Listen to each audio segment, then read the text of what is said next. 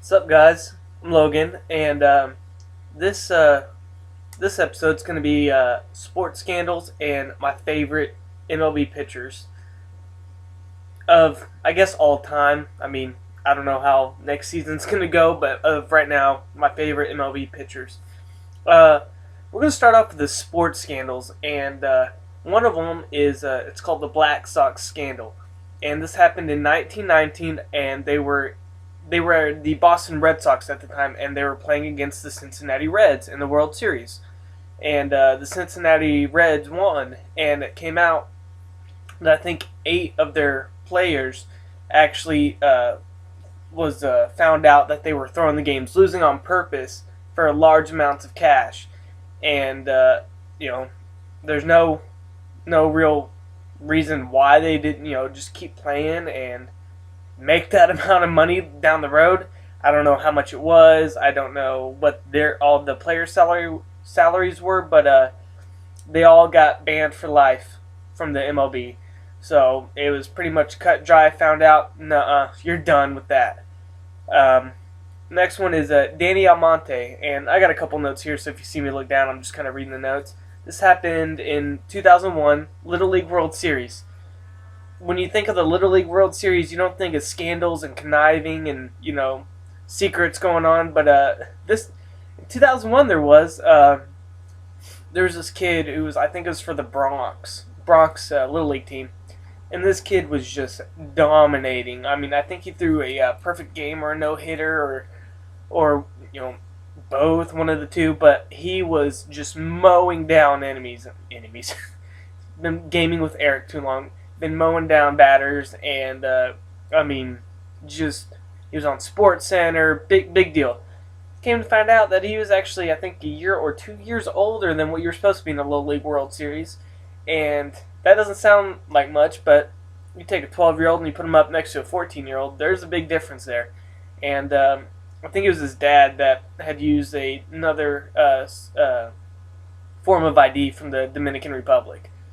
Big sports scandal, and now he's a assistant coach at James Monroe High School. So could have possibly gone to the MLB.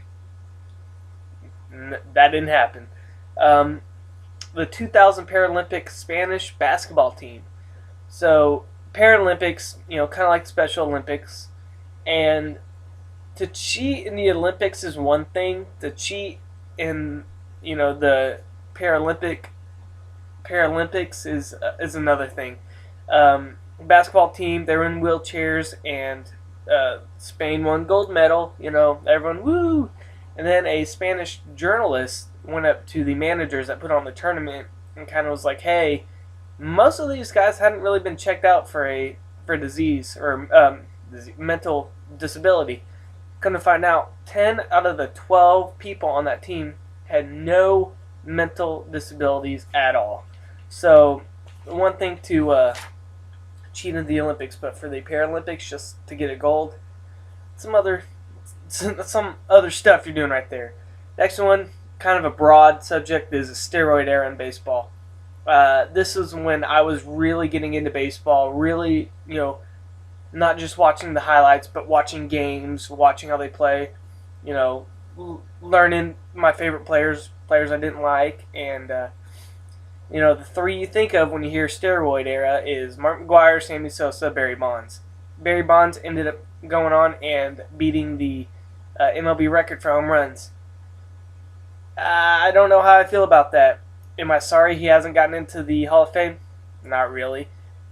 Take a picture of his rookie year and compare it to a picture of his senior year, his last year in the MLB.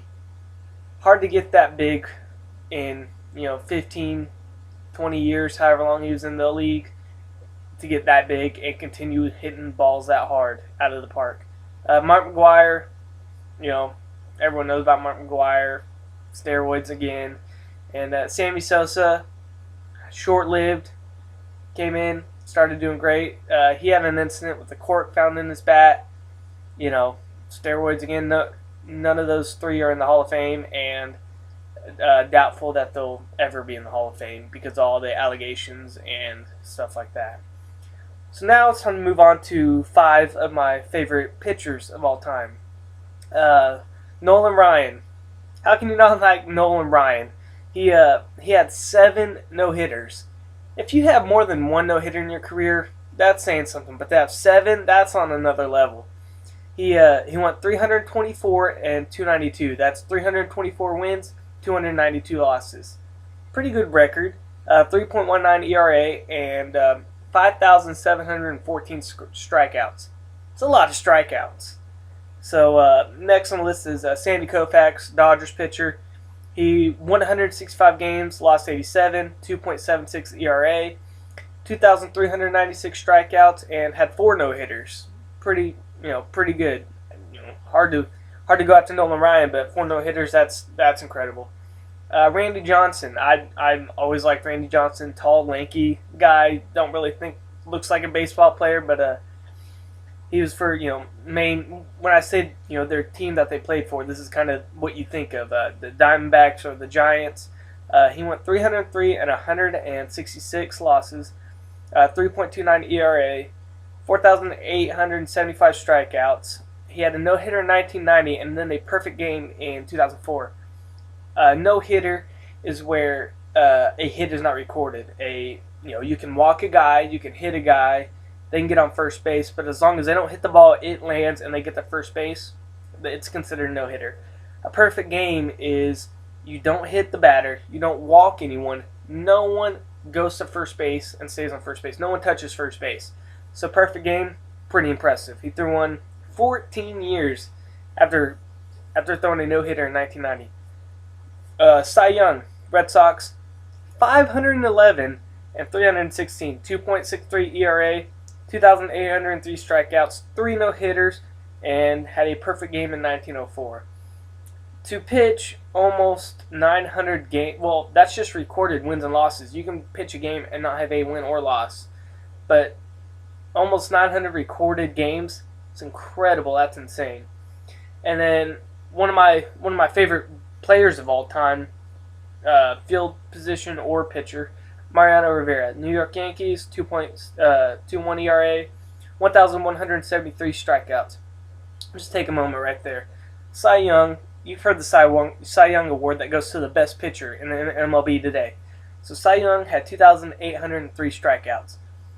That's 1,600 and something more than Mariano Rivera. But as a starting pitcher, which was what Cy Young was, you have a chance to go, to see anywhere from 3 batters to 27 batters.